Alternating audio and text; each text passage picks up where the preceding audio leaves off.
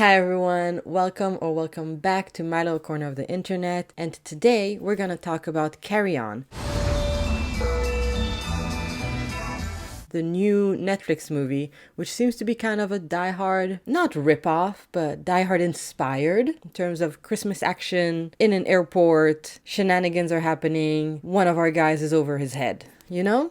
That type of thing. Personally, I think that Die Hard is a Christmas movie. Let me know if you agree or not, but also, you're not gonna change my mind. Anyway, for this review, it's gonna remain mostly spoiler-free. Just gonna touch on some plot points, but no spoilers or big things that haven't been shown in the trailer. Let's get to it. So what is the movie Carry On? This movie stars Taron Edgerton with a surprising American accent, which we will touch on a bit later, but he stars as Ethan Kopech. He is a TSA agent, and he used to dream of being a police officer out of all things in life in this political climate. But unfortunately, he failed to enter the police academy. Why? Anyway, now he's a TSA agent. He has a beautiful girlfriend, Sofia Carson, you know, the Netflix darling, and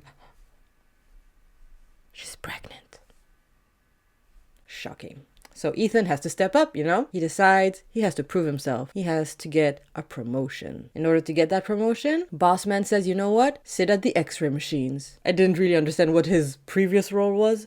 Not the point. Not the point. Anyway, he's sitting at the x-ray machine is the important thing, instead of somebody else. In comes our terrorist. He makes Ethan an offer that, well, we'll see if Ethan refuses or not. But the offer is one bag for one life. Ethan's role: let a very clearly dangerous bag go through x-ray, or girlfriend and baby die. What are we gonna do? Looking at the premise, I was excited. Honestly, I was like, this has potential.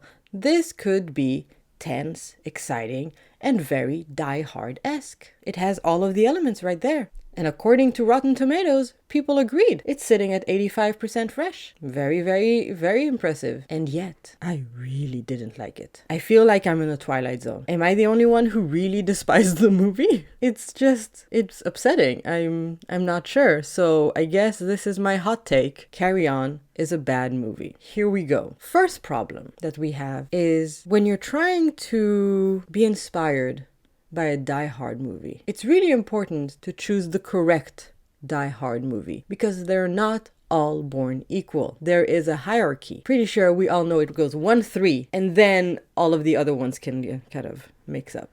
But you gotta have the Grubers, and then everything else. And the Die Hard that Carry On is inspired by is Die Hard 2, Die Harder, which, fair, has the best title, but it's not the best movie. In fact, it's probably either third or fourth. It's not the greatest, and it does it worse. The main sin that Carry On commits is that it's boring. Nothing really happens. There's not enough things to carry a 2-hour movie. It is like pulling teeth, and the only thing that happens in the first hour is Ethan locking his phone and smartwatch in a lost and found drawer. At a certain point I was like, surely we're almost at the end now. Like, even if nothing happened, I've been sitting here for 84 years. And then I, moved the mouse over to see how long I have left, and it's still a whole hour. I'm only halfway through, and it hurt, and I almost gave up. But sunk cost fallacy is real.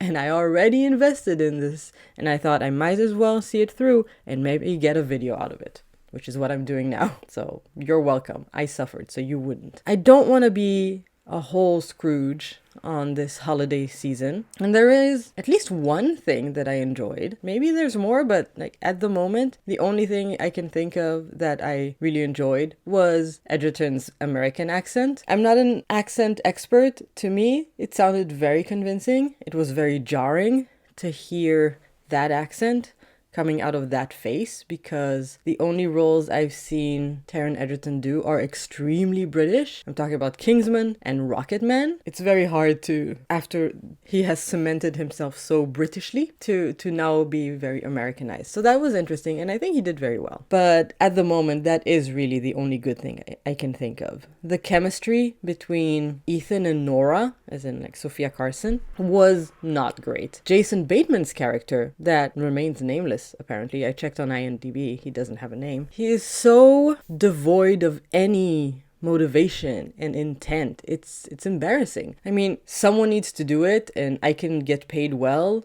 is the most boring motivation a character can have. What is interesting about this? Why should I care? I can't even find the words to explain this. You don't have to have a sympathetic villain. I don't think anybody sympathizes with Hans Gruber, but at least like be delicious about it. Have some charisma, and we know that Jason Bateman can have villain charisma because he did it in Ozark. He was great in Ozark, but it feels like this is end of Ozark 20 years later or something. Like so jaded, so nothing. Again, maybe is it just me? Did you think he was a good villain? Let me know and let me know why, because I'm seriously not understanding the love right now. The worst part for me though, in the movie, there is one scene. It's not a spoiler. There is a car fight scene. So something does happen. It is the ugliest, most boring, most fake looking car fight I have seen in my entire life. They seem like they were trying to copy, if you've seen the movie The Raid 2, it has an extremely famous car fight scene. I think it's one of the first ones where they did like the camera went in and out of the car constantly. It was insane. And they were trying this and failed horribly. And honestly, I don't know if it was or it wasn't, but it felt AI generated. I remember when the new Jake Gyllenhaal Roadhouse remake came out, and they mentioned that the fight scenes were enhanced using AI, and people were very off put about it. But if you watch the fight scenes, it's pretty cool. Like it has something unique about it that's interesting, and it's not, I don't know what part was necessarily AI about it, but like there's something interesting there. So I'm not 100% against it. I enjoyed those fight scenes. Mind you, everything about the Roadhouse movie is great until Conor McGregor shows up, and then it falls off a cliff. But everything else is really fun in that movie, so it's great. I've watched it several times, maybe more times. I digress. Anyway, in this movie, the car fight scene, whether they did or didn't use AI, it feels like it did. It looks fake. It looks bad. It looks, what's it called? Uncanny Valley. It's just, I can't point out exactly, but when you watch it, I was just watching and I'm like, ew, actively being disgusted by a scene. Pretty sure it's the first time when it's not a gory movie that I have that reaction. It was just like, this is not good. And I'm very easily entertained. Basically, almost any movie I watch in movie theater, I will come out liking.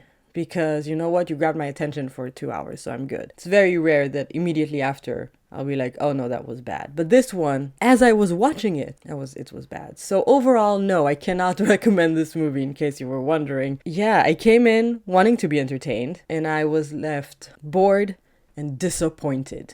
Disappointed! Which is the worst feeling I can have for a Christmas action movie. So I'm gonna stick with Die Hard, and I'm gonna add Violent Night, the David Harbour movie, because that one is fun. And yeah, do you have any other Christmas action movies that you can recommend me? Also, what did you think of Carry On? Are you on the certified fresh wagon, or are you in the Twilight Zone with me, where you're like, what is wrong with everyone? Please let me know any and all your thoughts in the comments below. And as always, thank you so very much for watching. Please like, subscribe, do all of the things, and I'll see you guys next time.